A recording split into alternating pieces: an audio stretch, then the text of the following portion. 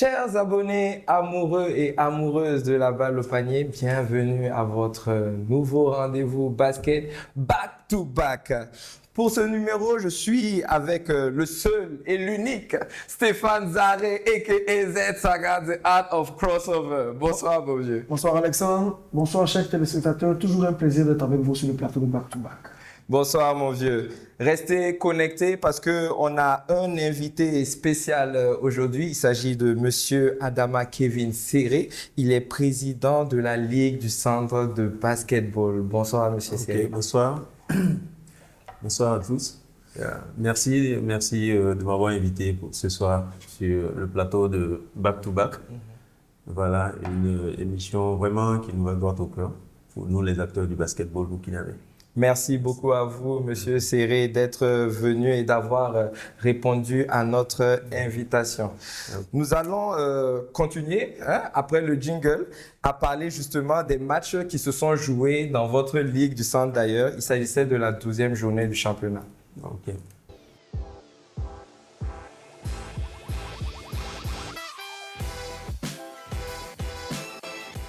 Pour cette 12e journée, on a eu 6 confrontations et on commence par la confrontation qui a opposé OBC à AS Sabo. AS Sabo qui s'est malheureusement loupé encore une fois en fin de match en s'inclinant contre OBC 58-54. Ça devient une habitude pour AS Sabo qui loupe ses matchs comme ça depuis 2 ou 3 rencontres. En effet, que dire de AS Sabo si ce n'est qu'une gestion inexpérimentée de l'équipe. C'est une équipe, comme on l'a dit, qui peut souffler le chaud et le froid, qui par moments a des coups de chaud et a beaucoup de coups de mou. Donc c'est vraiment la problématique que Sabo traverse depuis le début de la saison. Un match constant où les joueurs arrivent à scorer, ils arrivent à jouer, ils arrivent à défendre. Et sur la fin, succession d'erreurs, mauvaise gestion du money time et défaite à la clé. En tout cas, ils s'inclinent et ils permettent à OBC d'enregistrer une nouvelle victoire ce championnat. Puis, on a eu cette confrontation de milieu de tableau, j'ai envie de dire. Il s'agissait de KSBC qui recevait NJB. Ils se sont imposés sur le score de 57-49. Un match qui a été serré jusqu'au bout et qui a fait en tout cas l'écart seulement, ou la décision, je dirais, au dernier quart-temps. Tout à fait. NGB, je pense qu'il a enregistré quelques absents. Comme on l'a dit la dernière fois, c'est une équipe qui vit et qui meurt avec les tirs à 3 points. Il y a beaucoup de prises de risques comme KSBC. Mais KSBC, depuis ses résultats de l'année passée, il joue avec un peu plus d'expérience. Et c'est vraiment ce match s'est joué à qui a fait le plus d'erreurs et qui a mieux exploité. Donc le score est peut-être un peu, pas tout à fait représentatif de la physionomie du match, mais il est logique. 57-49, tu as parlé d'erreur. Il s'agissait effectivement du gros point noir de NJB qui a fait énormément de turnover. La mauvaise gestion du ballon, les tirs instinctifs. Il faut prendre soin du ballon. À ce stade de la compétition, il faut prendre soin du ballon. Mais c'est une équipe jeune, il y a beaucoup d'espoir et tout. Donc c'est un peu normal que ça aille comme ça. C'est en forgeant qu'on devient forgeron. C'est ça. Dans la suite, on a Majestic qui continue toujours sa magnifique série en s'imposant contre AS Police sur le score de 60-42. Une victoire qui a été aussi compliquée, j'ai envie de dire, pour Majestic qui a trouvé du rythme qu'à la fin. Est-ce qu'on peut dire que c'est un manque, ou bien j'allais dire une suffisance de la part de cette équipe qui enchaîne des victoires depuis quelques journées? Peut-être pas volontairement, mais vous savez, c'est ça de la compétition, quand vous enchaînez, quand vous battez des gros, ensuite vous avez des bonnes performances là où vous vous attendez pas. Naturellement, vous pêchez un peu, vous faites des petites erreurs, il y a moins de concentration, il y a moins d'application.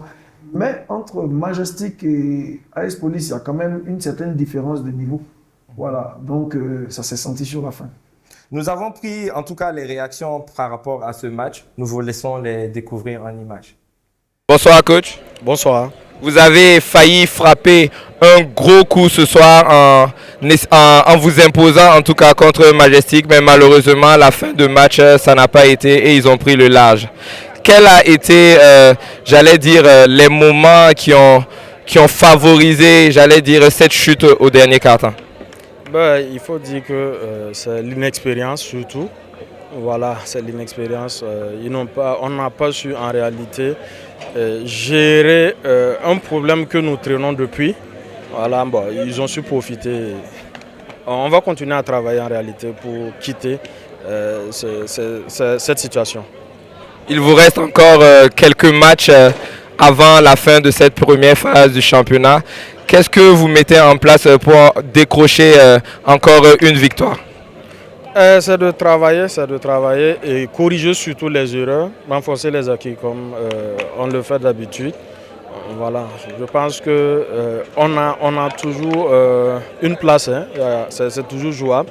Voilà, c'est de les galvaniser et d'avoir à l'esprit que c'est toujours possible. Bonsoir coach. Bonsoir. Match très difficile au début. Vous arrivez finalement à vous défaire de cette vaillante équipe au 4e quart-temps. Qu'est-ce qui n'a pas marché les quart-temps précédents pour que vous soyez aussi accrochés? Bon, je pense que les joueurs n'étaient pas du tout concentrés.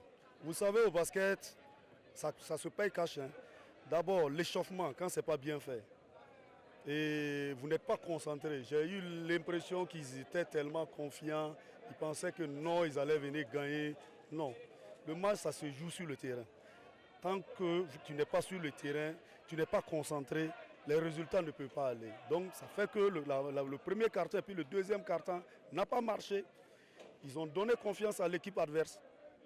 Bon, et donc, pour remonter, ça a été très compliqué. Vous avez enchaîné 3 victoires d'affilée maintenant, voire est-ce que c'est peut-être ça qui a causé cette déconcentration-là de vos éléments? Non, je pense que c'est ça. Parce que vous connaissez les joueurs, hein. Moi j'ai été joueur, je comprends ça. Et quand les matchs se suivent comme ça, c'est des victoires, c'est des victoires. À un certain moment, ils ne sont plus concentrés. Et il va falloir les remobiliser encore et pour les 2 matchs qui nous restent. Parce que c'est des matchs aussi qui sont importants. Le coach de Majestic, en tout cas, qui confirme ce manque de concentration de son effectif après ces victoires successives. Et on a eu aussi un match où on attendait beaucoup de spectacles. On en a eu. Malheureusement aussi une mauvaise nouvelle du côté de JCBF. Il s'agit de USWA qui s'est imposé face à cette équipe vaillante de début de saison de JCBF. Tout à fait. Vous savez, il faut cumuler l'expérience avec beaucoup de choses. JCBF a commencé le championnat en tremble. Il y a eu un enchaînement de mauvaises performances. Il y a eu des blessures aussi en cours de route. On a l'infirmerie qui est assez remplie d'ailleurs. Et malheureusement, au dernier match, JCBF perd pratiquement son meilleur joueur, son meilleur scoreur. Faisal Koulibaly, voilà, à qui on souhaite prompt rétablissement. Mais bon, osons espérer que, comme dans tout championnat, avec toute équipe, et à un moment donné, vous avez un coup de moins bien, une petite série noire. Espérons qu'ils pourront rebondir avant le top 8, parce que sinon, ça va être compliqué. Monsieur Serré, on rappelle pour le public que Monsieur Serré est un ancien basketteur.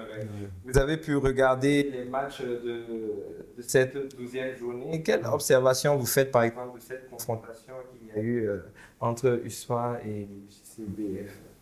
Ok, bon, j'avoue que ce match, pour moi personnellement, je trouvais déjà l'USWA un peu supérieur. Mais lorsque le match se déroulait, quand même, on a vu quand même l'équipe de JCBF aussi, qui depuis un bout de temps quand même a reçu certaines victoires, des victoires auxquelles on ne s'attendait pas. Je notifie par exemple que vous parlez de cette victoire contre le vice-champion. Exactement, Awa. Yeah. Voilà. Donc, ça veut dire que l'USWA aussi s'attendait à une équipe qui allait faire sortir quand même un grand match. Mais comme vous l'avez dit, hein, peut-être avec l'absence aussi de Faisal, ça a peut-être joué. Mais déjà, chapeau à tout le monde parce que je dirais que les matchs du samedi, je les ai suivis. Et les matchs du dimanche, je les ai suivis aussi en direct. Donc, vraiment chapeau. J'avoue que les niveaux, je commence à les apprécier parce qu'il n'y a pas de gagnant avant le match. Donc, c'était quand même des beaux matchs à suivre avant la dernière journée qui va se dérouler la semaine prochaine. Exactement. En tout cas, nous avons les images des différentes réactions des coachs. Nous les regardons ensemble. Bonsoir coach. Bonsoir, comment vous allez? Ça va très bien, merci. Match tout en contrôle ce soir. Vous avez su trouver les armes, même avec un effectif réduit ce soir, pour battre cette équipe de JCBF. Peut-on dire que USFA est de retour? Bon, je le dirais affirmatif, l'histoire est de retour. Ouais, dans la mesure où vous avez vu, nous avons joué en infériorité numérique, nous avons joué avec 8 joueurs et malheureusement on a eu un blessé. On était obligé de finir même avec 6 joueurs. Et vraiment, je félicite mes éléments pour la maîtrise de ce match, malgré qu'on a joué à une équipe très physique de JCBF, vraiment qui n'était pas facile à jouer, mais nous avons pu contrôler le match avec l'expérience. Vous avez vu des joueurs d'expérience comme les Thierry, vous avez vu avec l'adjudant Ludovic Semporé, et avec le meneur major qui vraiment s'il est dans son bon jour et on arrive à jouer. Vous avez vu aussi Nissao avec son expérience et le jeune Nabi qui a explosé ce soir. Donc vraiment, je ne fais que dire respect à toute l'équipe. Merci beaucoup coach. En tout cas, on va vous souhaiter bonne chance pour la suite et pourquoi pas pour un prochain back-to-back. Ok, merci à vous. Vraiment, nous vous félicitons toujours. Et il nous reste un dernier match contre une équipe redoutable aussi qui est AOA le week-end à venir et nous allons nous préparer pour ça. Inch'Allah. Il me dit que lors de ce match, nous allons avoir tout notre effectif maintenant. Bonsoir coach. Bonsoir. Match très compliqué ce soir contre l'USFA. En plus de la défaite, vous perdez aussi un joueur très important pour votre effectif. Comment vous envisagez après cela la suite des matchs de la première phase? Alors, vous l'avez bien dit, hein, c'était un match très compliqué. On peut dire à faute de l'indiscipline tactique. Pour la suite, bon, on va travailler. Je pense que c'est le travail qui paye. On va continuer à travailler, on va essayer d'analyser ce qui reste et puis bon, pouvoir le finir. Pour la suite des matchs de la première phase, je pense qu'à l'étape actuelle, si je ne me trompe pas, je pense qu'on est quasi sûr d'être qualifié. On va essayer en tout cas de revenir encore plus fort pour terminer le dernier match en bonne forme et continuer cette dynamique et débuter aussi la seconde phase. Puis nous avons eu la victoire de UCO face à la jeune équipe de EBC. C'était un carton 81-45. UCO qui renoue avec la victoire après cette défaite contre Majestic la semaine passée. Oui, tout à fait. Par exemple, UCO, à qui il manque souvent beaucoup de joueurs suite à leur emploi du temps et tout, qui ne sont pas très disponibles, avait pratiquement tous ces joueurs ce week-end. C'est une équipe d'expérience. On avait Yassine Badou qui était là et tout. Ils étaient au grand complet. Bon, comme on va dire, EBC, c'est le petit poussé. Ils sont en train de boucler la boucle. Saison d'apprentissage, ils terminent le chemin de croix. Bon, espérons qu'ils prendront de l'expérience et qu'ils s'amélioreront pour la saison prochaine. En tout cas, c'est tout ce qu'on souhaite à cette jeune équipe d'EBC. Et il y a eu le match de cette 12e journée, le match tant attendu depuis, j'ai envie de dire même depuis le début de la saison. Il s'agit de cette confrontation AS Douane contre AS Sonabi qui a tourné à l'avantage des Gabelous 57-52. C'était un match super serré et très intéressant, Stéphane. Très plaisant effectivement, parce que déjà ce qu'il faut savoir, c'est que énormément de sociétaires de l'AS Douane, on va dire de la Sonabi pardon, se sont retrouvés à la Douane et vice versa. Donc il y avait déjà une espèce de revanche dans l'air afin de prouver à son ancienne équipe que le choix qu'ils ont fait n'est pas mieux qu'eux. Donc ça partait déjà sur une rivalité. Le match a été très intense. La Douane, comme à son habitude, avec sa profondeur de banc, a proposé beaucoup plus de solutions. C'est vrai que la Sonabi a tenu la dragée haute pendant un très bon moment et sur beaucoup d'exploits individuels. Il a manqué effectivement à la Sonabi Drissa, d'un pivot majeur. Il était malade cette rencontre. Voilà, et qui généralement fait un chantier de la raquette. Voilà, du côté de la Douane, il manquait Raouf, il manquait Lassina aussi. Donc on va dire que c'était un peu équilibré. Mais le match était vraiment intense. Je complète, du côté de la Sonabi, il y avait aussi le meneur Moussa Kwanda qui était absent ce match. Le match a été joué en deux temps, vu qu'à la mi-temps, il y avait la Sonabi qui menait. Oui, mais en deuxième mi-temps, c'est vraiment sur des détails que la différence se fait. Sur les détails. D'ailleurs, juste avant la mi-temps, la Douane était devant au score. Il a fallu 3 points consécutifs de la Sonabi sur les pertes de balles de la Douane pour passer devant le 5 points. Donc, c'était vraiment inespéré. Personne n'aurait parié sur ça. La Sonabi arrive à la mi-temps avec le moral gonflé à bloc, les ambitions toujours hautes. Qui va faire chuter la Douane en premier cette saison? La deuxième mi-temps repart de plus belle avec un Rachid Nyampa en feu qui mettait des 3 points de partout, des dunks. Effectivement, il y a Alain Yogo, dit géant aussi, qui l'a accompagné, qui était très percutant. Mais la Douane a répondu du tac au tac. Et on a eu le même problème un peu que la semaine dernière avec les infrastructures. On a souligné que sur le terrain de MJCO1, il y a un cerceau qui n'était pas aux normes. Ça faisait que quand la mi-temps changeait et que l'équipe se retrouvait en face d'un cerceau réglementaire, il y a des données comme la régularité du tir qui changeait, la facilité à attaquer le cerf qui changeait parce que le cerf était plus haut, plus facile d'éviter les contres. Mais au bas mot, en deuxième mi-temps, la Sonabi a quand même eu une grosse réussite sur le soi-disant mauvais cerf. Et sur la fin, c'est vraiment sur les détails que la Douane l'a emporté. Par rapport à ça, je voulais préciser que le CER désaxé, l'organisation en tout cas a fait un réel effort pour le mettre dans l'axe. Mais c'est vrai que côté hauteur, c'était juste un problème de hauteur. Voilà. Sinon, il y a eu vraiment un gros effort côté infrastructure et pour ça, on va dire merci aux organisateurs. En parlant d'organisateur, Monsieur Serré, ce match si attendu, ce derby si attendu depuis le début du championnat, on peut dire qu'il a, j'allais dire, rempli toutes les promesses. Ah oui, je pense qu'on peut le dire. Seulement, si vous le constatez, nous sommes restés un peu sur notre soif côté sport. C'est vrai que c'était un match très défensif. Un match très défensif. Oui. On s'attendait à beaucoup plus de spectacles et de réussite en matière de tir. Et puis, également présenter nos deux meilleurs pour le moment. Je pense que la Sonabi qui engendrait peut-être sa deuxième défaite. Exactement, après avec Majestic, c'est ça. Voilà, qui est une très très bonne formation, la Sonabi actuellement. Au passage, franchement, ils sont au top cette année aussi. Voilà, mais il y a le champion qui est en face. L'AS Douane, pour cette saison, disons, qui a commencé avec un sans faute pour le moment, qui sont à 0 défaite en 12 journées.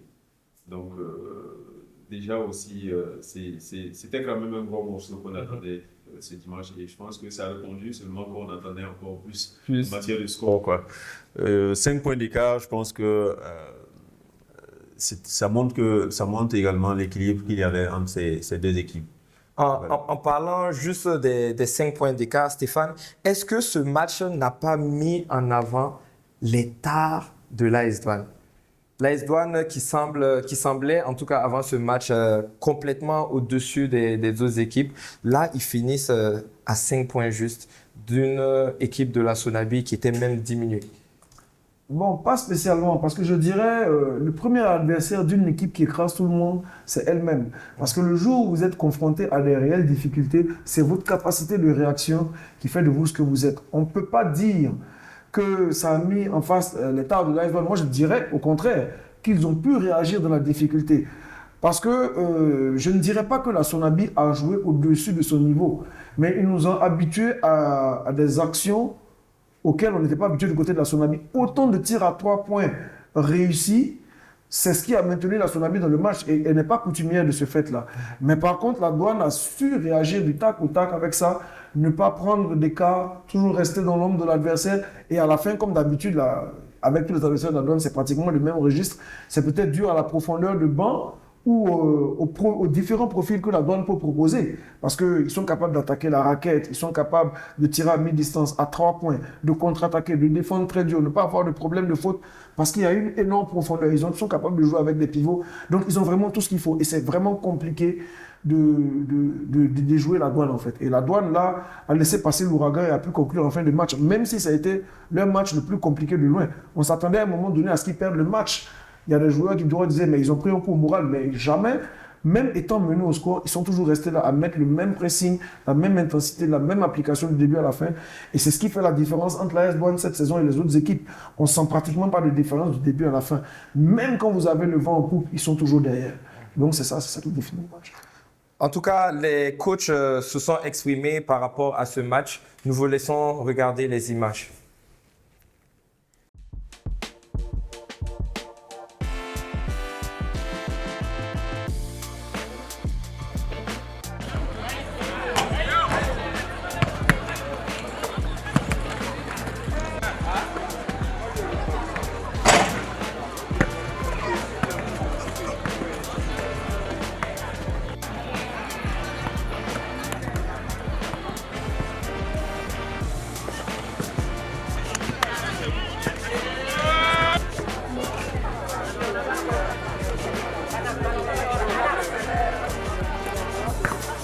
passe fort.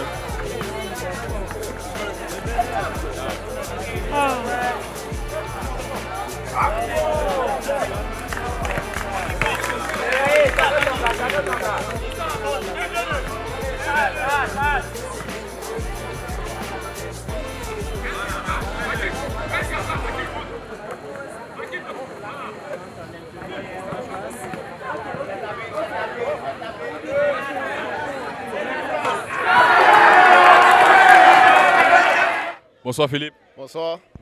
Match très passionnant ce soir, match difficile. Sonabi a mené à la mi-temps et à la fin, ça n'a pas marché. Quelle a été la mauvaise passe ce soir? Bon, je dirais que vers la fin, on a manqué beaucoup de concentration. Voilà. La défense aussi, on a pêché, on n'avait pas assez confiance en nous vers la fin du match. Mais bon, je dirais que c'est une bonne défaite parce que ça va nous permettre de nous améliorer pour les phases finales. On s'attendait à un Sonabi beaucoup plus revanchard quand on sait que certains joueurs de la Sonabi sont partis de l'autre côté, en plus du coach. On s'attendait à vraiment une victoire de la Sonabi ou un match plus spectaculaire. Bon, vous n'avez pas donné ce à quoi nous nous attendons ce soir. Comment on prépare alors le top 8? Bon, le top 8, ça sortir aux entraînements. Hein. Sortir aux entraînements, s'entraîner d'arrache-pied.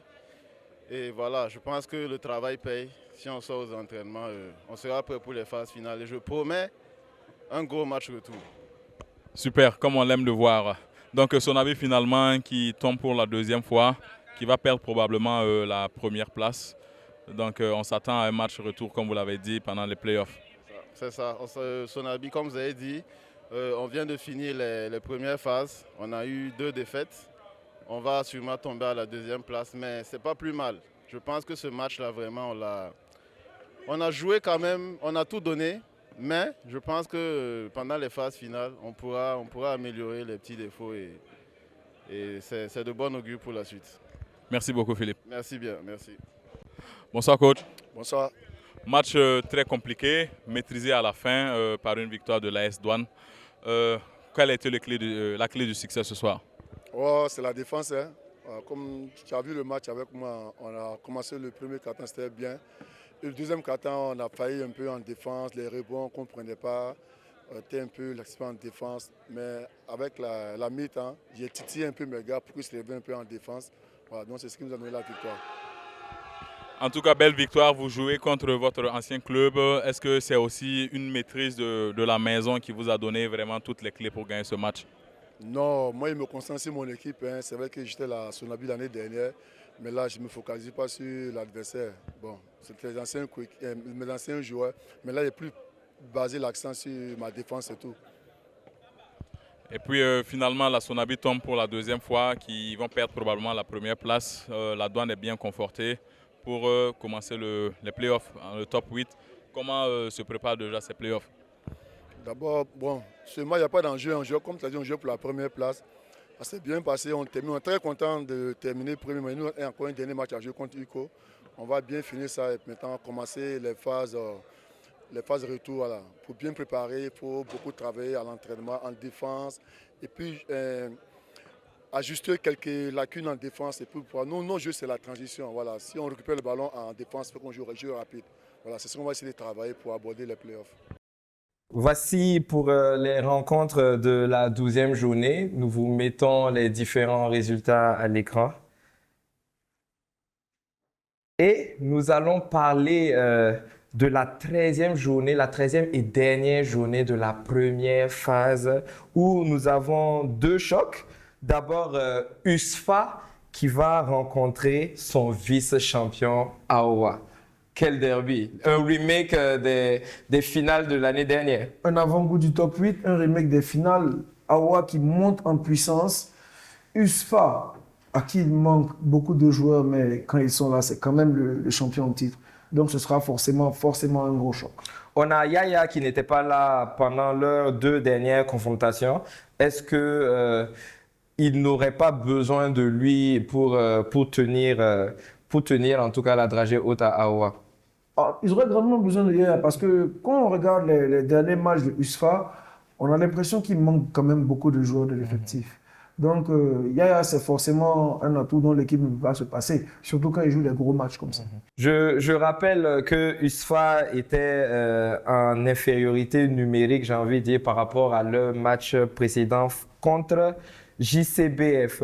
Et un autre derby qui sera quand même très intéressant à regarder, c'est KSBC qui joue contre JCBF. JCBF qui a encore une opportunité de frapper un grand coup dans cette première phase de championnat, Monsieur Seri. Ok, effectivement, KSBC et JCBF, voilà, il y a toujours des places pour le top 8 pour pouvoir participer à la deuxième phase du championnat qui sera très décisive. Donc, je pense que ce match aussi, c'est un gros derby, tout comme celui de l'USFA à Oua pour la 13e journée. En tout cas, une dernière journée pour ces premières phases qui s'annoncent alléchantes. En tout cas, nous vous attendons, chers amoureux de la balle au panier, au terrain. Ne les vivez pas que sur les réseaux sociaux. Nous allons passer à notre prochaine rubrique, notre entretien avec notre invité après le jingle.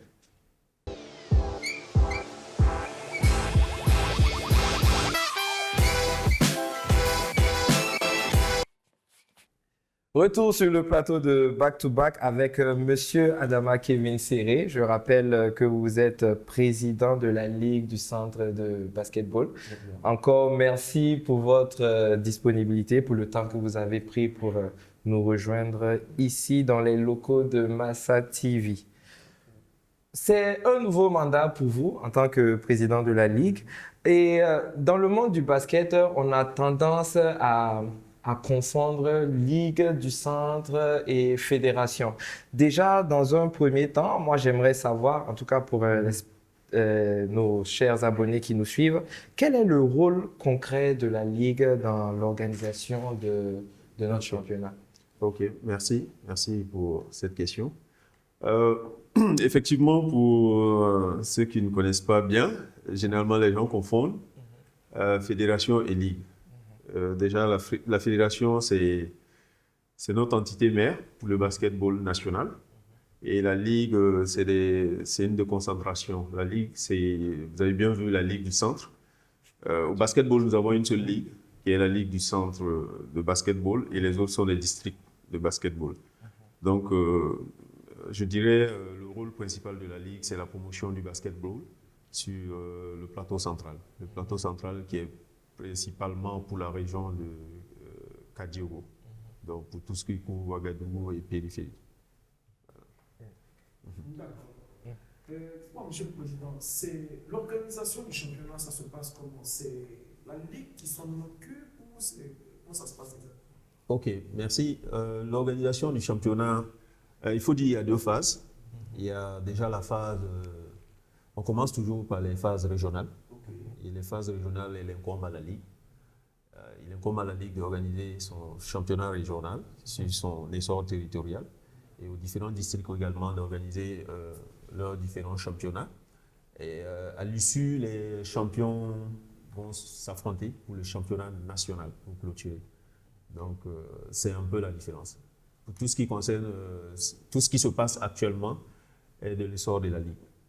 Voilà. Bien entendu, nous sommes accompagnés par la fédération, toutes les ligues, les districts également. Voilà. Mais c'est l'essor de la Ligue, le championnat régional. Chers abonnés, vous l'aurez compris, la Ligue et la fédération, c'est pas la même chose. D'accord. Donc, effectivement, dans cette organisation maintenant, on a envie de... Bon, puisqu'on a vu, on a rencontré pas mal de soucis, souvent de temps en temps, liés à la disponibilité des terrains. Stéphane a parlé tantôt des différentes infrastructures voilà, qui étaient défaillantes et tout. Quelles sont les difficultés concrètes que vous rencontrez dans l'organisation de votre championnat ici dans la région du centre? Ok. Déjà, c'est le bon point. Pour ce qui concerne le manque d'infrastructures, il faut noter que lors des rencontres avec le ministère, il ressort, ce n'est pas seulement le basket, c'est vrai, c'est notre bébé. C'est un truc vraiment national, c'est une observation nationale. Dans presque toutes les disciplines, on a des problèmes d'infrastructure. Mais pour le basketball, pour lequel nous sommes là et nous œuvrons également pour la promotion, il faut noter que c'est un sport qui est difficile à pratiquer avec les intempéries lorsqu'il pleut. Pourtant, nous n'avons pas de salle couverte qui appartient ni à la Ligue ni à la Fédération. Donc, on fait avec les aléas de la nature. En cas de pluie, on est obligé de reporter pour trouver des périodes propices. Et ça devient difficile parce qu'on n'est plus maître de notre programme. Donc, je pense que récemment, on y pense beaucoup. On dépose également des demandes d'occupation du terrain. On a le palais qui est là, qui ne nous a pas encore été accordé. On a également la salle du CNSPB, qui est dédiée aux arts martiaux et autres, dont on bénéficie souvent. Donc, on dépose les demandes et dès que disponible, on pourra en bénéficier également pour dérouler certaines parties de notre championnat. Donc, disons, actuellement, nous avons le MJCO, MJCO 1 et MJCO 2, où nous avons des beaux plateaux qui nous ont été offerts par Giants et IAM Gold. Oui. Donc, mais la difficulté, c'est que ce terrain a été confié, la gestion a été confiée à la mairie. Donc, pour les occuper également, nous adressons également une lettre à la mairie qui nous autorise à les occuper. Parce qu'il donc il y a toujours un terrain de volleyball au milieu, où souvent il arrive à... pendant les matchs, ils aient des séances d'entraînement et tout. Mais nous avons déjà booké, pour ce qui concerne ces phases de championnat que nous sommes en train de jouer, pour tous les week-ends depuis le démarrage jusqu'à la fin de la saison normalement. Et là, nous allons bientôt lancer les autres catégories et il va falloir encore adresser une correspondance pour occuper les jours qui n'étaient pas occupés. Mais on espère que voilà, tout va bien se passer. D'accord. Maintenant, j'aimerais savoir aussi, on a constaté que par le passé, dans l'organisation des matchs, il y avait souvent des problèmes d'effectifs au niveau des officiels. Mais ça, apparemment, ça a été réglé puisque apparemment, ils arrivent à couvrir la plupart des matchs, sauf quand, évidemment, il y a une compétition universitaire, comme UJBF ou autre chose. Maintenant, ce qu'on souligne aussi, c'est qu'on se retrouve souvent à jouer des matchs seniors où on a le chrono de la table de marque des deux côtés, mais malheureusement, le chrono des 24 secondes n'est pas disponible sur les deux terrains en même temps. C'est un peu compliqué de préparer en fonction de ça aussi. Oui. Effectivement, je pense que c'est une belle remarque. Mais je tiens à peut-être éclaircir ici. En fait, nous avons des chronos de 24 secondes qui sont numériques. Nous pouvons couvrir les deux terrains avec. Mais seulement, c'est pour leur programmation. Lorsqu'ils sont proches, ils programment c'est les mêmes séquences. Donc, c'est dû à ça qu'on ne peut pas les utiliser en même temps. Les deux paires. Parce qu'il y a une paire pour un match. Si on met la deuxième paire sur l'autre terrain, il y aura des interférences.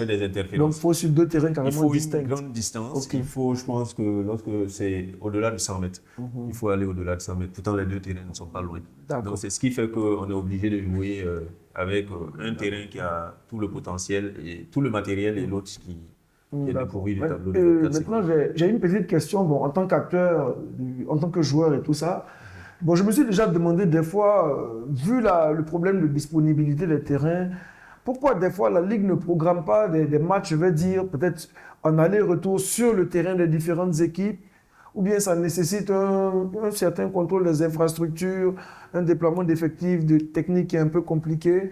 Sinon, côté engouement, popularisation, et puis rassemblement du public, ce serait déjà pas mal comme idée. C'est une belle idée, C'est une belle idée. Nous l'avons également comme dans nos viseurs. Mais il faut noter que ça demande assez de moyens. Voilà, différents. En termes de logistique, c'est quand même assez difficile. Nos clubs ne sont pas assez structurés pour le moment. Et les accompagnements nécessaires aussi ne sont pas encore au top. Vous voyez que souvent la fédération même dit que les moyens manquent. Voilà, nous, la Ligue, on fonctionne pour le moment comme on peut.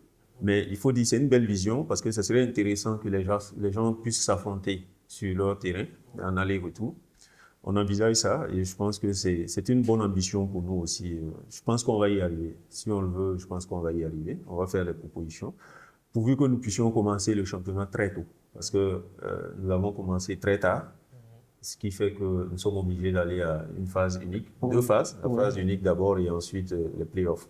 Sinon, ce qui aurait été souhaitable, C'était vraiment de le jouer en phase aller-retour. aller-retour, voilà, et puis organiser peut-être une phase All-Star rapidement et une phase Play-off rapidement et aller vers les finales nationales.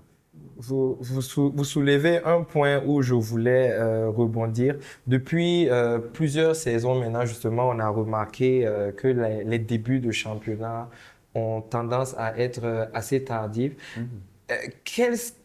C'est quoi les facteurs qui font que cela arrive si souvent? Pourquoi on n'arrive pas à démarrer ici au Burkina un championnat dans les calendriers internationaux? Ok. Je dis que, bon, nous sommes à notre premier mandat. Oui. C'est vrai que nous l'avons observé. J'étais vice-président à l'Ouest pendant les 4 mandats passés. D'accord. C'est une réalité qu'on a toujours vécue. Hein. Mais je pense que pour notre mandat cette année, on a beaucoup échangé avec la fédération. Nous n'allons aménager aucun effort pour que le championnat puisse se démarrer très tôt. Et également pour qu'on puisse quand même avoir assez de compétition. Parce que déjà, le problème qui se posait, c'était les problèmes de financement. Vraiment, avec ce réaménagement de calendrier, je pense que ceux qui bénéficieraient le plus sont les petites catégories. Exactement. Qui se retrouvent des fois à jouer le championnat au moment des vacances ou des camps basket. Ou bien au moment de la préparation voilà, des différents examens. Vraiment, si ce changement-là peut se faire, ça va beaucoup leur bénéficier. Oui, ça va se faire. Ouais. Il y a un mot qui est revenu très souvent dans votre discours, c'est les moyens. Vous parlez beaucoup de manque de moyens. J'aimerais savoir qu'est-ce que la Ligue fait pour combler justement ce manque de moyens de la fédération. Est-ce que il serait pas possible pour la Ligue peut-être de trouver des partenaires qui puissent injecter de l'argent dans l'organisation de leur championnat ici sur le plateau central par exemple, ou bien je ne sais pas trop, quel engouement Est-ce qu'il n'y a pas des solutions pour susciter l'engouement justement d'éventuels investisseurs dans cette ligue? Ok, du côté de la Ligue, pour combler le manque de moyens, et dès le départ, nous avons adressé des correspondances également à des partenaires. Nous avons cette chance aussi d'avoir au sein de la Ligue quand même c'est une équipe quand même dynamique où chacun également apporte sa pierre. Voilà, pour la construction de ce mandat qu'on vient de commencer. Donc, nous avons eu à déposer quand même assez de correspondances. Nous relançons souvent également pour pouvoir bénéficier de quelque chose. Parce que ce que nous voulons, c'est tisser un partenariat à long terme. Voilà, c'est des conventions. Nous voulons signer des conventions. Et même si cette ligue n'est plus là, voilà, que le basket puisse toujours continuer à bénéficier. Donc, il ne s'agit pas de juste mettre un partenariat en place pour peut-être cette saison ou voilà, la saison prochaine, mais c'est pour surtout le déroulé du mandat et pour le basketball du centre. Donc, ce qui fait que vraiment ça traîne parce qu'il faut du temps. Il faut du temps pour pouvoir également convaincre les partenaires. Il faut noter que nous sommes déjà juste à la phase 1 du championnat en senior. Également pour les minimes et cadets, c'est les garçons qui ont commencé. Nous allons lancer tout le reste bientôt, dans les semaines à venir. Et nous voyons aussi que déjà avec les clubs qui se sont engagés, chaque club essaye de faire un effort. On voit plein de clubs aujourd'hui qui font du direct. Ça veut dire que tout ça, c'est l'un dans l'autre, ça donne quand même de la visibilité au basketball ici, pour le centre.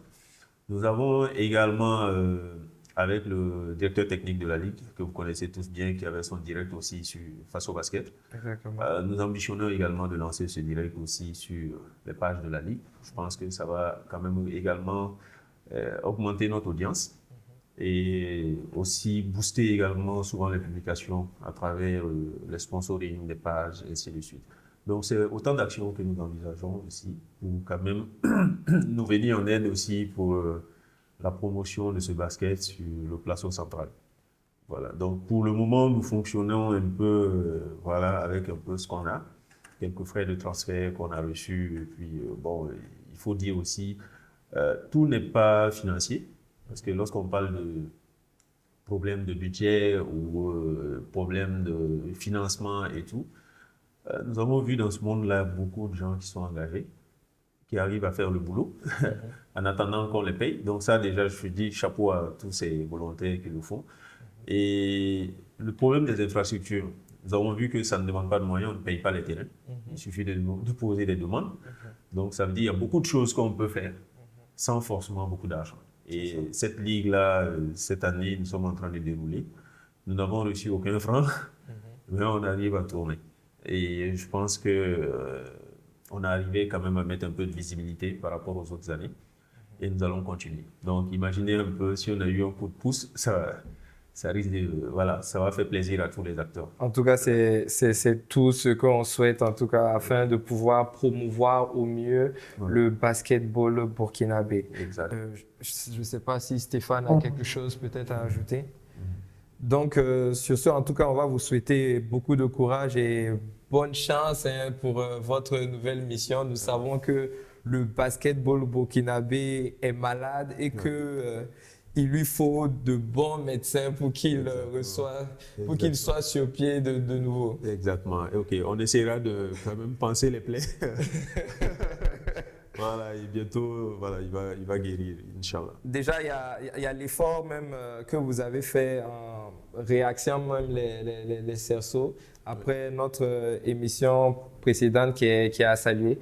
C'est bon, mais c'est pas arrivé. On attend beaucoup de vous, monsieur Seri. Nous avons vraiment pour les cerceaux, on a fourni quelques efforts.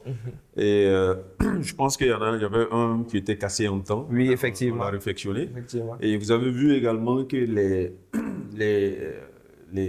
comment on dit, les bâches de protection. Oui. Au niveau des cerceaux. Exactement, les mousses là. Les mousses étaient tout enlevées.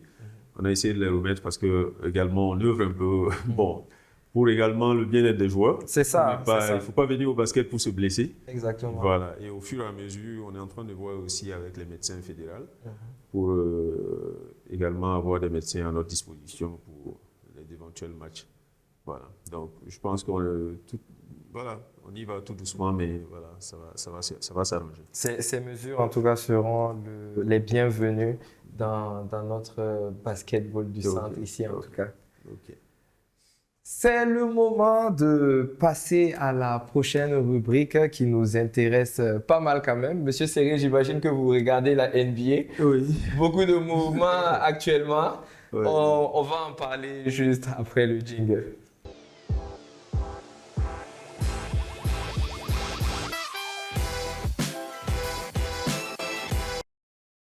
Dans l'actualité NBA, après le sacre de OKC, il y a eu encore du mouvement dans cette grande ligue. Et on va parler déjà de la draft NBA qui a vu entrer dans la grande ligue le prodige, annoncé en tout cas, Cooper Flagg par Dallas. Tout à fait. Cooper Flagg, le talent générationnel, le joueur all-around, celui qui a fait transpirer Team USA, qui atterrit comme par magie à Dallas, qui venait de perdre un talent générationnel, Luka Doncic. Donc je pense que normalement, avec l'ossature de l'équipe et le retour des blessures des joueurs, il tombe à pic d'un projet pour gagner directement. Exactement, on se rappelle du gros trade pendant la saison qui avait emmené Luka Doncic chez les Lakers. Ça avait fait couler beaucoup d'encre. En tout cas, actuellement, il rentre effectivement dans une équipe qui est prête à partir jusqu'au bout. Oui, parce qu'ils ont tous les postes. Ils ont Anthony Davis, ils ont Klay Thompson, ils ont Irving qui va revenir de blessure qui a été prolongé. Ils ont même Derek Lively qui est un super gardien de la raquette et tout. Ils ont de très bons role-players autour. Avec Cooper Flagg, c'est vraiment inespéré. Une équipe qui cherchait à jouer le titre, qui a eu quelques blessés, qui sont en train de récupérer et qui récupère de surcroît un talent générationnel. C'est un peu comme si, à l'époque, LeBron James avait été drafté par Boston. Exactement. Bon, je rappelle aussi que pour combler même le manque, j'allais dire l'absence temporaire de Kyrie Irving, qu'ils ont enregistré l'arrivée de D'Angelo Russell. Donc, ça devrait le faire quand même pour bousculer le haut de tableau à l'ouest. En deuxième choix, nous avons eu Dylan Harper. Dylan Harper, tout à fait. Pour ceux qui ne savent pas, c'est le fils de l'ancien coéquipier de Michael Jordan, Ron Harper. OK. Voilà, qui a été un All-Star, un joueur très explosif, qui a gagné énormément de le titre. Et pour l'anecdote, c'est un meneur de 1m98. Ok. Voilà, il affiche des stats de 19 points, 4 rebonds et 4 passes, à 48% au tir et à 33% à 3 points. Ça veut dire que c'est un joueur sûr. Donc déjà, derrière un joueur comme D'Aaron Fox, et avec l'arrivée de Luke Cornett dans la raquette et Wembanyama qui sera déjà là, avec le roster qu'ils avaient autour, ça devrait donner quelque chose de solide l'année prochaine à San Antonio. Dylan Harper qui a été effectivement, comme tu l'as dit, drafté par les San Antonio Spurs. En 3, nous avons VJ Edgecombe, VJ Edgecombe, drafté par les 76ers. c'est ça, un arrière pas très grand de 1m96, peut-être le joueur le plus athlétique de la draft. Très bon défenseur, très bon shooter, très bon scoreur. Bon, il arrive dans une équipe où les Sixers avaient déjà un rookie très prometteur en la personne de Jared McCain qui s'est blessé, qui va revenir de blessure, associé à VJ Edgecombe, Embiid, avec le départ de Jason Yabusele et la présence de Tyrone Maxey. On ne sait pas trop quoi penser de cette équipe des Sixers. On va juste voir comment le process va se dérouler. Les Hornets qui ont fait entrer dans la Grande Ligue au 4e choix, Connor Knuppel. Ouais, Connor Knuppel, il a un nom assez difficile à prononcer. Je vous le conseille. Apparemment, c'est le meilleur shooter de la draft et c'est un joueur qui a une grosse intelligence de jeu. Donc, je pense que les Hornets vont sur un profil qui va plus appuyer des joueurs comme LaMelo Ball parce qu'ils n'ont pas vraiment de tireur extérieur pour bien compléter des joueurs comme Miles Bridges et puis voir comment la machine va tourner. Utah Jazz qui fait entrer avec son 5e choix, Ace Bailey. Ace Bailey, vraiment le joueur le plus controversé de la draft parce qu'il a fait un peu la même chose que certains jeunes joueurs à l'époque, comme Kobe, comme Steve Francis. Il a snobé les workouts parce qu'il y a des franchises dans lesquelles il ne voulait pas aller jouer. Okay. Il ciblait d'autres. Il a laissé passer plusieurs tours de draft rien que pour ça parce qu'il était pressenti en 2. Voilà, et les prospects pensent que c'est peut-être le meilleur joueur de la draft. Il fait 2m08, il a 18 ans, il a 17 points de moyenne, 7 rebonds, 1,7 passes. Il a un gros pourcentage au tir et c'est vraiment le scoreur le plus spontané. Donc on attend de voir ce que ça va donner à Utah parce qu'il arrive d'une équipe qui est complètement en reconstruction. On a laissé partir des joueurs comme Jordan Clarkson, ils ont conservé des Mark Cannon. Je crois aussi, si je ne me trompe pas, que l'ancien sociétaire de Cleveland, comment il s'appelait? Colin Sexton. Je crois qu'il est parti, je ne suis pas tout à fait sûr. Donc, il aura pleinement les clés de l'équipe pour faire ce qu'il veut. Donc, avec un minimum d'organisation, on verra bien ce que ça va donner pour ce joueur. En tout cas, au regard de ce top 5 et en t'écoutant, on a l'impression qu'on a affaire dans cette draft à de vrais as qui vont vraiment apporter un grand bouleversement dans la ligue. Bon, c'est l'impression que j'ai parce qu'il y a vraiment de la qualité pour avoir suivi cette draft et ne mettre qu'arrêter au top 5. Parce qu'il y a des joueurs plus intéressants derrière aussi qui sont pas mal.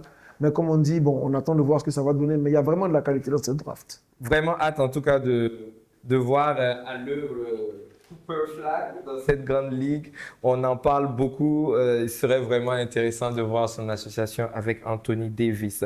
Dans cette ligue, il y a eu beaucoup de mouvements cette saison-là, notamment l'arrivée de Kevin Durant aux Rockets. Tout à fait. Kevin Durant, l'éternel globetrotter, le joueur insatisfait qui ne gagne nulle part ailleurs qu'à Golden State. Hein. Bon, il se retrouve à Houston et il fait des trades pour gagner, mais mis à part ça, c'est une très bonne affaire pour Houston. Ils perdent Jalen Green, qui était peut-être un joueur très explosif, le détonateur de cette équipe de Houston, peut-être en attaque, très athlétique, mais il paye un peu ses mauvais playoffs parce qu'il a été très transparent pendant les playoffs. Mais voilà, et le dommage dans cette histoire, c'est que Houston perd Dillon Brooks. On se souvient de ce qui est arrivé à Memphis quand Brooks est parti. On ose espérer que ce ne sera pas la même chose parce que c'est vraiment l'âme d'une équipe, ce joueur. C'est lui qui tire l'équipe vers le haut. Hormis ça, Houston a conservé un roster expérimenté avec Fred VanVleet. Ils ont conservé Şengün. On note l'arrivée, enfin le retour de Clint Capela pour garder la raquette. Je crois que Steven Adams est toujours aussi présent. Exactement. Donc je pense qu'ils ont un roster assez complet et une raquette assez bloquée. Maintenant, on va voir ce que ça va donner. Il y a aussi l'arrivée de Finney-Smith. Oui, Dorian Finney-Smith, je l'avais oublié. Les Lakers pour les Rockets. Ouais, qui est un arrière qui a un bon profil défensif, même si ce n'est pas Brooks. Mais bon, je pense que ça devrait quand même, dans le roster, avoir son importance d'avoir ce genre de joueur qu'on appelle les chiens de garde. Monsieur Serré, vous regardez la NBA. Qu'est-ce que vous pensez de ce trade, de ce move de Kevin Durant vers les Houston Rockets? Oui, je pense que Kevin Durant, c'est un gros morceau. Hein, c'est un gros morceau de la NBA. Mais je dirais que ça aurait été bien si Brooks était toujours là. Ça allait être une équipe quand même difficilement maniable. Mais tout compte fait, il faut noter Kevin Durant dans une équipe, c'est toujours un plus. gros apport. Voilà, c'est un gros apport. Et on s'attend toujours aux playoffs. Je pense qu'ils iront aux playoffs. Et n'oublions pas qu'on avait oublié, Houston a quand même conservé pratiquement le meilleur défenseur de l'équipe en la personne de Amen Thompson, qui est aussi un joueur très fort attaquant. Donc combiné à Dorian Finney-Smith, il devait avoir un backcourt de défenseurs qui vont faire des misères à l'adversaire. En tout cas, c'est encore une équipe qu'on va suivre, en tout cas la saison prochaine. On a aussi un trio, j'ai envie de dire, qui a été impacté en tout cas par ces moves-là. On a Desmond Bane qui n'est plus un Grizzly. Tout à fait, il n'est plus un Grizzlies. Je pense que le front office de Memphis s'est rendu compte qu'il fallait changer les choses. Après le départ de Brooks il y a quelques années, c'est Bane qui se retrouve à Orlando. Je crois que c'est les joueurs qui font le sens inverse. Il y a Kentavious Caldwell-Pope, KCP, oui. Un joueur all-around, super défenseur, joueur expérimenté, il prend soin du ballon, très bon scoreur. Vraiment souvent la pièce manquante d'une équipe qui cherche à franchir un palier. Je crois qu'il est accompagné de Jalen Suggs, je crois. C'est Cole Anthony. Cole Anthony, qui est un joueur très athlétique aussi en percussion. Ça fait un roster un peu plus équilibré pour Memphis. Maintenant, reste à voir ce que ça va donner autour de Ja Morant, puisque Jaren Jackson Jr. a été prolongé. Exactement. La preuve que la direction lui fait encore confiance. Maintenant, du côté d'Orlando, ça apporte un autre type de profil. Bane, c'est vraiment le joueur qui est capable de faire des cartons, de scorer en dehors de la raquette. Il va donner beaucoup d'espace à Banchero et à Wagner, et ça devrait donner un autre visage à la franchise. Donc maintenant, on reste à voir ce que ça va donner. En tout cas, une intersaison super intéressante du côté de la NBA. On voit deux équipes qui hype le monde du basket. Je parle notamment des Lakers et de Golden State qui sont un peu timides pour le moment dans cette intersaison. Oui, du côté de Los Angeles, c'est un peu différent. LeBron James est un quarantenaire. Il a activé sa player option. Pour ceux qui ne savent pas ce que ça veut dire, je vais préciser. La player option, en fait, c'est une année que tu peux activer dans ton contrat pour avoir une année garantie. Donc, il a activé sa player option à 52 millions de dollars. Cette dernière saison, force est de constater que vu la trajectoire que Los Angeles a prise, il est plus en mode je gère la carrière de mon fils, je suis sur mon plan business. Si le projet sportif suit, j'y vais avec. Je voyais mal LeBron changer de franchise pour chasser le titre alors qu'il a déjà presque tout gagné, que son fils est à Los Angeles à cause de lui et qu'il aurait pu se faire 52 millions de dollars. C'est pas sûr qu'il les aurait eu ailleurs. Donc je pense qu'il est plus dans cette optique-là pour tirer vers une fin de carrière. Maintenant, du côté de Golden State, vous savez, on arrive à un moment donné où Stephen Curry et Draymond Green, qui sont l'épine dorsale de l'équipe, ont atteint un certain âge. Ils ont recruté Jimmy Butler, qu'ils ont signé au salaire max d'ailleurs. Ils sont toujours en négociation avec Jonathan Kuminga, que Steve Kerr a du mal à utiliser dans cette rotation. Ils ont l'intersaison pour travailler, pour faire des ajustements, pour voir s'ils peuvent encore l'utiliser ou alors l'échanger contre un gros joueur qui va venir combler l'effectif. Donc, c'est des équipes. Golden State est en train de jouer la carte de la prudence. Parce qu'il ne faut pas se précipiter, faire des transferts et se retrouver avec un effectif plombé. Déjà, Kevin Looney, qui était un soldat de l'arrière-garde, n'est plus là. Il est du côté de New Orleans. Il a signé. Donc, c'est un signal. Golden State libère déjà de la masse salariale en vue d'un sign trade, à mon avis, avec Jonathan Kuminga, qui sera envoyé peut-être dans une grande franchise en retour de gros joueurs. Et ils ont surtout besoin d'intérieur. Un intérieur qui est capable d'avoir de bonnes mains, de lire le jeu, de scorer, si possible même de défendre. En parlant d'intérieur, on a ce move-là qui, je pense, risque de perturber en tout cas l'équipe vice-championne NBA cette saison. Miles Turner qui part du côté de Milwaukee Bucks et Damian Lillard qui est coupé. Tout à fait. Quel avenir pour Indiana? C'est ça. Le dernier finaliste qui nous a tant fait rêver. Malheureusement, la blessure d'un joueur peut changer beaucoup de choses. Beaucoup de choses. On l'a vu du côté de Boston. Après la blessure de Jason Tatum, le départ de Cornet, le départ de Porzingis, le départ de Holiday, on n'est plus sur nos satures. Là, Miles Turner n'est plus un jeune joueur. C'est autour de lui que le projet d'Indiana avait été bâti. L'arrivée de Haliburton, c'est vraiment que du bonus. ils étaient sur une continuité. Voilà, c'est une continuité, excusez-moi. Mais force est de constater que ça va être freiné. Parce qu'à Liberton, rupture du tendon d'Achille, normalement pour une saison, voire une saison et demie. On ne sait pas comment on revient de ce genre de blessure. C'est compliqué. Donc, Miles Turner se retrouve à Milwaukee, qui laisse partir Brook Lopez aux Clippers. Exactly. Donc, Brook Lopez était un peu moribond. Turner est beaucoup plus actif. C'est un gros défenseur, c'est un joueur agressif. Il est capable de mettre des tirs de loin. Il est le joueur que Brook Lopez n'est plus. Voilà, et avec le fait d'avoir coupé Damian Lillard, ça permet à Milwaukee d'économiser énormément d'argent et de voir quels joueurs ils vont recruter. Ça ne m'étonnerait pas que Drew Holiday, qui avait fait le chemin de Milwaukee, Portland, qui avait été coupé, qui se soit retrouvé à Boston, en train de faire le chemin inverse. Là, il se retrouve à Portland. Anthony Simmons fait le chemin inverse vers Boston. Ça ne m'étonnerait pas que si Holiday soit coupé, il se retrouve encore à Milwaukee pour un dernier barreau d'honneur. Vous l'aurez compris, énormément de mouvements à cette intersaison en NBA. Et en tout cas, ça donne envie de voir à quoi va ressembler le prochain champion. En tout cas, c'est sur ces derniers mots, sur cette dernière actualité de transfert que cette émission de Back to Back va se refermer. J'aimerais remercier M. Serré encore pour votre présence sur le plateau. Merci beaucoup d'avoir dégagé du temps pour nous. Ok, merci. Vous êtes le bienvenu ici, c'est quand vous voulez, c'est la maison de tous les basketteurs. Ok, merci à vous. Merci beaucoup également à mon éternel et unique partenaire Stéphane Zare, a.k.a. The Heart of Crossover. Merci à toi, Alexandre. Merci beaucoup à toute l'équipe technique. Merci beaucoup à vous, chers abonnés, chers amoureux de la balle au panier. N'hésitez surtout pas à vous abonner, à liker, à commenter et à partager au maximum ce numéro de Back to Back. Moi, je vous dis à bientôt et on vous laisse comme d'habitude avec les plus belles actions de notre championnat. Au revoir. Au revoir.